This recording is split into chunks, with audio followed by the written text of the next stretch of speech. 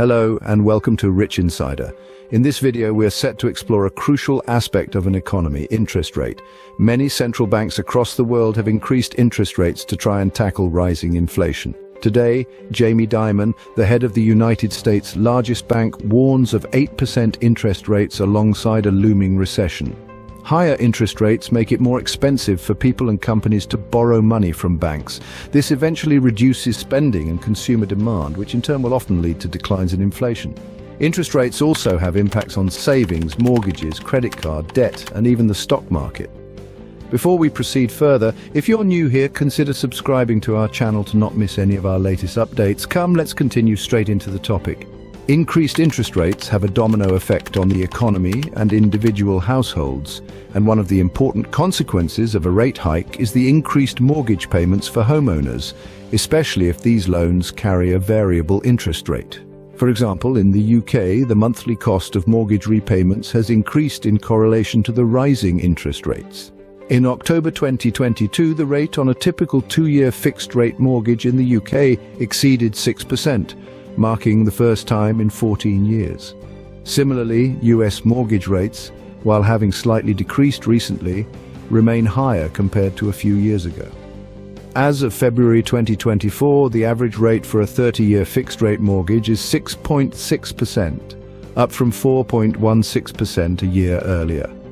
According to the Mortgage Bankers Association, the baseline forecast for the 30-year fixed-rate mortgage is to end 2024 at 6.1% and reach 5.5% by the end of 2025.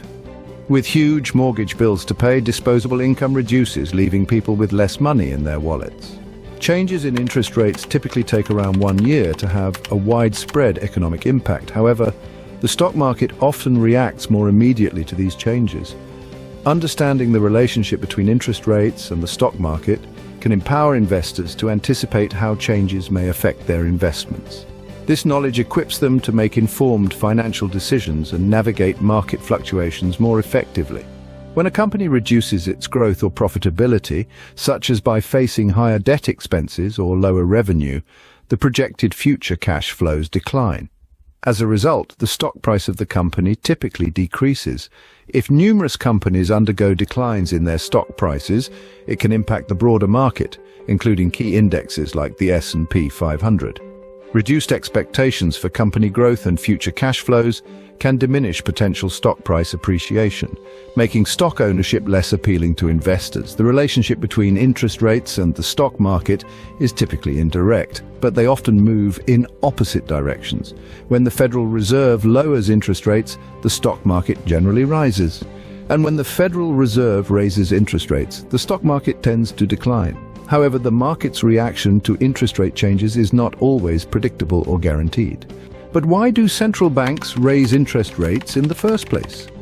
Governments and central banks aim to stabilize currency values, control rampant inflation, or cool down an overheating economy by increasing interest rates. For example, the United States Federal Reserve, or the Bank of England in the UK, serve as the nation's central bank. Among its primary duties is to oversee the country's interest rates, which dictate the cost of borrowing money. Lowering interest rates makes borrowing more affordable, boosts economic liquidity, and encourages consumer spending and investment. Conversely, raising interest rates discourages borrowing, decreases the flow of money in the economy, and aims to slow down economic growth to control inflation. When the central banks increase the key interest rates, it acts as a tool to manage economic activity and curb inflation. The domino effect of these hikes is profound. As a result of increased borrowing costs, consumer spending reduces, which in turn negatively impacts business revenue and increases job cuts, making matters worse for everyone. Therefore, it is crucial to stay informed about the role of interest rates. It's more important than you might think. Interest rates are like the rental fee you pay for using someone else's money. Fed officials do expect to cut interest rates in the next quarter, that is, the second quarter of 2024. They predict the first rate cut in June 2024, bringing it down to 4.00% to 4.25% by the end of this year. In 2025, the Fed is expected to continue cutting rates, potentially reducing the rate by more than 300 basis points. Their long-term projection for the 10-year Treasury yield is 2.75%, significantly lower than its current level, which we think is very unlikely. Experts also speculate that mortgage rates will decline over the course of the next 2 to 3 years as the rate of inflation declines and hopefully gets to the Fed target of 2%. Decreasing inflation, slower GDP growth, and a slight uptick in unemployment altogether will help to bring down the interest rates this year. But what influences changes in interest rates? As we mentioned earlier, the central banks carefully monitor the health of the economy. When the economy is growing too quickly, they raise interest rates to keep inflation in check. Unlike mortgage holders and businesses, savers might welcome higher interest rates as they would earn more on their deposits from the bank. But that's not the only scenario. Sometimes a country's currency might be under pressure, losing value against other currencies. In such cases, a central bank may increase interest rates to make the country's currency more attractive to foreign investors. This influx of foreign capital helps to stabilize the currency value. On the flip side, when the economy is sluggish, with low inflation or even deflation, central banks might lower interest rates to stimulate growth. Lower interest rates make borrowing cheaper, encouraging businesses to invest and consumers to spend, giving the economy a much-needed boost.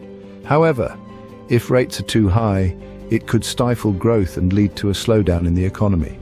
Changes in interest rates can set off a chain reaction, a domino effect, if you will. Let's understand how these dominoes fall when interest rates rise. Firstly, consider the individual borrower. An increase in interest rates means that the cost of borrowing rises. Whether it's a mortgage, a car loan, or a credit card balance, it becomes more expensive to repay these debts. As a result, individuals might cut back on spending, which can slow down economic growth. This brings us to the second domino: businesses. They're affected in two primary ways. When consumers cut back on spending, businesses see a decrease in revenue. Additionally, businesses often rely on loans for expansion and operational costs. With higher interest rates, these loans become more expensive, leading to decreased business investment. In some cases, this can result in job cuts or even business closures. Now, imagine these effects rippling out across an entire economy. Reduced consumer spending and business investment can lead to slower economic growth or even a recession. This is the third domino. The fourth domino is a little less straightforward but equally important. When borrowing becomes more expensive, it can lead to higher inflation rates. Here's how. Businesses grappling with higher costs of loans may pass on these costs to consumers through increased prices. This can erode the purchasing power of consumers and diminish the value of savings. However, it's important to remember that these effects aren't set in stone. They can be influenced by a variety of factors, including government policies, global economic trends, and even consumer confidence. In essence, an interest rate hike is like a stone thrown into a pond. The initial splash might seem small, but the ripples it creates can reach far and wide, affecting various aspects of the economy. What do the experts say when it comes to interest rates? Jerome Jean Hagerly, Group Chief Economist, Managing Director, Swiss Re, says that over the long term, higher interest rates are positive for financial markets, the real economy, and for the global insurance industry. And we have finally exited the negative interest rate era. Japan is now the outlier, but here too I expect the Bank of Japan to move sooner rather than later, supporting a higher for longer global interest rate environment. For the real economy, higher interest rates mean higher economic returns, and this should revive investment into areas such as sustainable infrastructure. In conclusion, understanding interest rates is crucial for navigating the economic landscape. We've thoroughly explained the mechanics of interest rates, recognizing them as the cost of borrowing and the return on investment. These insights underscore the far-reaching impact of interest rates on the economy and your personal finances. Stay informed about economic trends and the role of interest rates. It's more important than you might think. Feel free to share your thoughts in the comments section. Are you impacted by rising interest rates? Let us know your story. We'd love to hear from you. Until next time, take care.